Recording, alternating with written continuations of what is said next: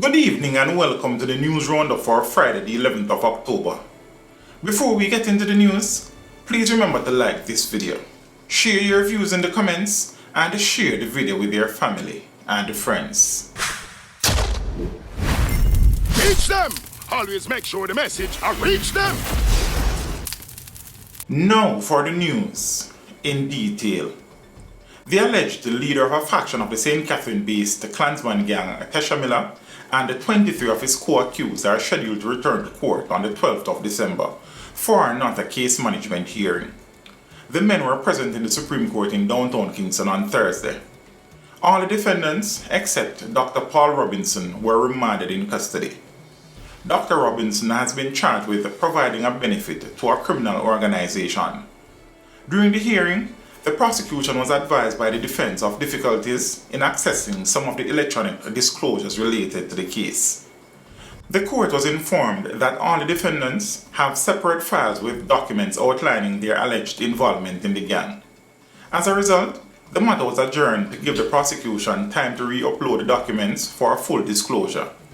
Miller and the others are charged under the anti-gang legislation and other serious offenses, including murder, conspiracy to murder, robbery, illegal possession of firearm, and illegal possession of ammunition. Following the mass shooting in Cassava Piece on Wednesday night that left 28-year-old Kellyanne Bernard dead and 5 injured, the grief counseling unit at Church on the Rock in St. Andrew mobilized to support affected families. Bernard, a mother of 3, was shot while sitting outside her mother's shop. Armed men exited a car and opened fire on a group of people playing dominoes. Pastor George Demetrius noted the family's shock and confusion, particularly among the children. Bernard's mother, James Michael, expressed her grief, recalling how she had just left the shop when the shooting occurred. Witnesses reported a chaotic scene, with many initially believing there were 2 fatalities due to the severity of one man's injuries. A pregnant woman, whose partner was among the injured, called for community unity to prevent such violence. Meanwhile, a 48-hour curfew is now in effect in the community. It began at 6 p.m. on Thursday and will remain in effect until 6 p.m. on Saturday.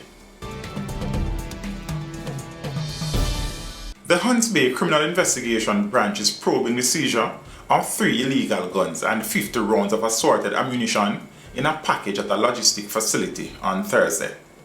Reports are that personnel at the facility scanned the package and discovered anomalies. The police were called in. The package was searched and 1.357 Smith & Wesson pistol, a Springfield pistol, and a Ruger pistol were discovered along with the ammunition. The items were seized. No arrest has yet been made. The investigation is ongoing. The Independent Commission of Investigations, INDICOM, is probing the fatal shooting of a man by the police during an alleged shootout in Spanish Town, St. Catherine. Dead is 38-year-old Anthony Kemar Richards, otherwise called Ganja, of Marchpen Road in Spanish Town. Reports are that about 5:30 a.m. on Thursday, a police team conducted a coordinated search operation in the Marchpen Road area. Upon entering a premises, Richards, who was reportedly armed with a handgun, fired at the police. The fire was returned. He was shot and injured, and according to the police, a 9mm pistol affixed with a magazine containing 1 round was seized. He was assisted to the Spanish Town Hospital, where he succumbed to his injuries. Residents blocked Boston Main Road in Portland Friday morning to protest the continued closure of the popular Jerk Center. The health department ordered the facility closed on the 6th of September after an inspection revealed less than desirable sanitary conveniences. Since then, meetings have been held to find a solution to allow for the facility's reopening. However, the vendors say the standards of the health inspectors are affecting their livelihood. One vendor is questioning the health department assessment as he claimed the Jerk Center is ready. Work on 2 major projects aimed at reducing traffic congestion along the North Coast Highway in St. Ann is expected to get underway soon. Among the projects is the addition of 2 more lanes to the North Coast Highway. Prime Minister Andrew Holness said that the project will entail the construction of underpasses and the side roads to facilitate the free flow of vehicular traffic. In recent times, residents have complained about traffic congestion between Ocho and the St. Anne's Bay, with a higher concentration in the Miami Bay area. There are two major projects in place now. The first is the improvement of the North Coast Highway, which will be expanded to a 4-lane road with underpasses and side roads. And so because it's doing two functions, it's carrying people from one area to another. People from Montego Bay heading into Kingston have to use this. But people who live in this area, who would normally use streets and walk and ride, they also have to use that road. So the road can't function. It doesn't function properly. So what you really need here is a boulevard that goes through with your side streets for your local traffic, that's managed in terms of speed so that people can traverse as much as possible with stoplights and so forth. So that is being planned. The Prime Minister also noted plans to extend the North-South Highway to Trelawney. The North-South Highway connects the South Coast via Caymanas in St. Catherine to the North Coast via Miami Bay in St. Anne.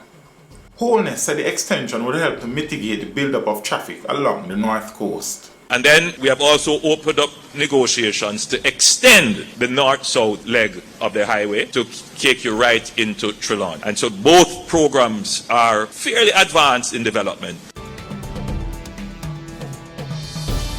Minister without portfolio with responsibility for works, Robert Morgan, is condemning attempts by criminals to extort a contractor working on a section of the Mandela Highway.